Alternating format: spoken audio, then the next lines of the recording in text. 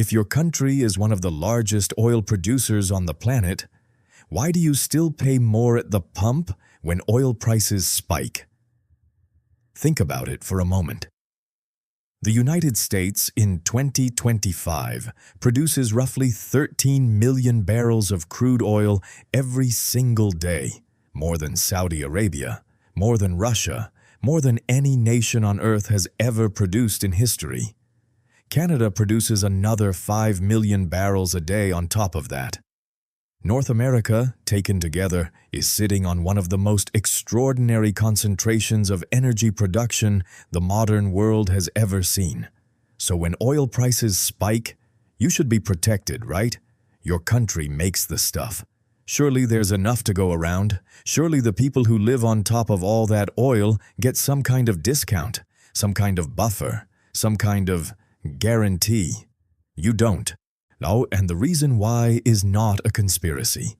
It's not corruption, though that exists too.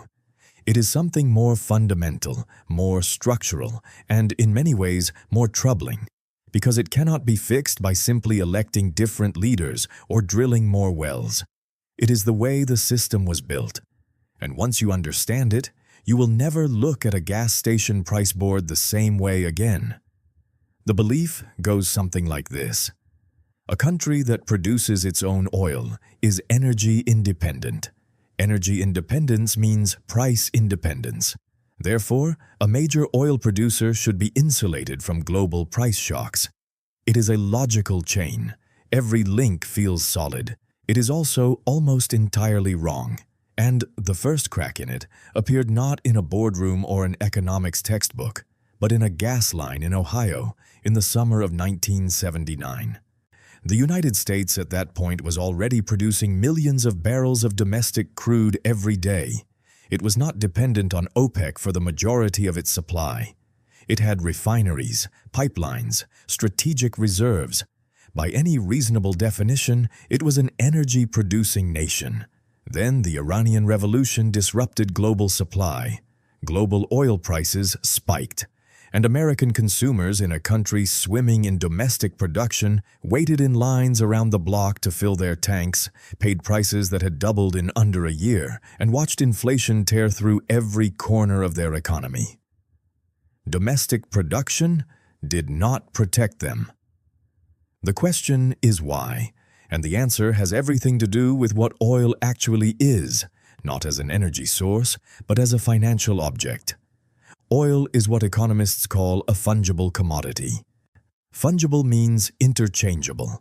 1 barrel of West Texas intermediate crude is, for most purposes, identical to 1 barrel of Brent crude pulled from the North Sea. They are priced on the same global market. They respond to the same global supply and demand signals. Here is what that means in practice. When a Texas oil field produces a barrel of crude, that barrel does not go into a special American reserve, priced in American dollars, sold exclusively to American refineries at a protected American rate. It goes to market, the global market, where buyers from Japan, Germany, South Korea, and China are also bidding. And whoever offers the highest price gets the barrel. This is not a loophole. This is the design.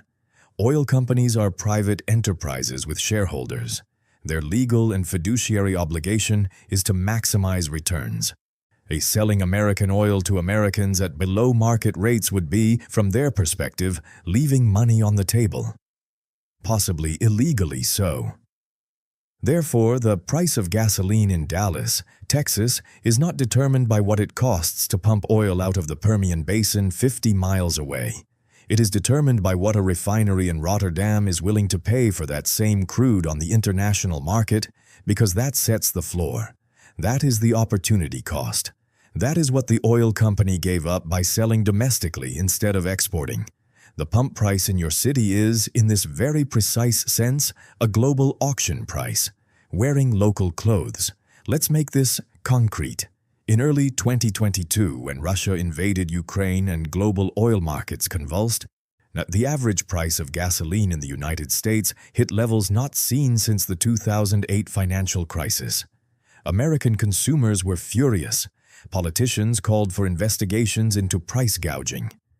The narrative was clear. Someone was doing something wrong. But here is what the data showed. U.S. domestic oil production in 2022 was already recovering strongly from pandemic-era cuts. Supply was not the problem, not in any purely domestic sense. The problem was that American crude was priced against global crude, and global crude had just received a massive shock. The gap between what consumers expected, protection from domestic abundance, and what they got, full exposure to global volatility, is what we can call the betrayal number. In 2022, that gap translated to roughly an extra $700 per year in fuel costs for the average American household, and above what they had paid just 12 months earlier. $700. That didn't go toward American energy security. It went, through the mechanism of global pricing, into the revenues of oil producers worldwide, including American ones. The same dynamic played out in Canada. Canada exported over 4 million barrels per day in 2022, primarily to the United States. Canadian oil sands production was booming, and Canadian consumers at the pump also paid record prices tied to the same global benchmark. Producing the oil does not mean owning the price, but there is a second layer to this that most people miss entirely. And it is the part that should genuinely unsettle anyone who believes energy abundance equals economic protection. High oil prices do not simply raise fuel costs, they ripple. When the price of oil spikes, the transportation costs rise.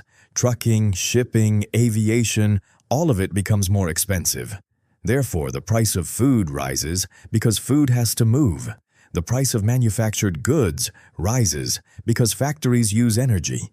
The price of almost everything rises because almost everything in a modern economy requires energy to produce or deliver. This is inflation, not the political kind, the structural kind. And here is the painful irony for an oil-producing nation.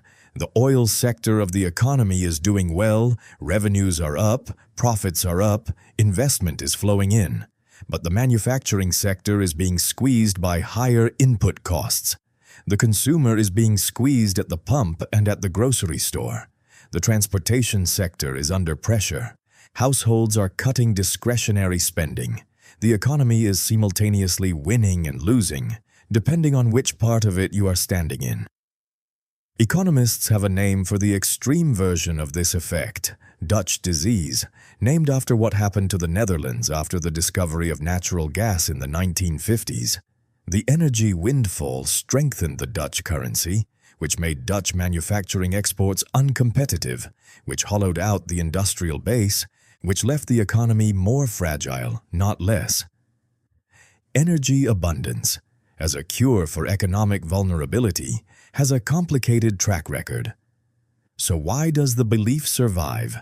Why do people still expect that domestic production should translate into consumer protection? Part of it is intuition. If something is made here, it should be cheaper here. That logic works for most goods. A local bakery charges less than importing bread from France. But oil is not bread. Oil is a globally standardized financial instrument that happens to be physically extractable from the ground.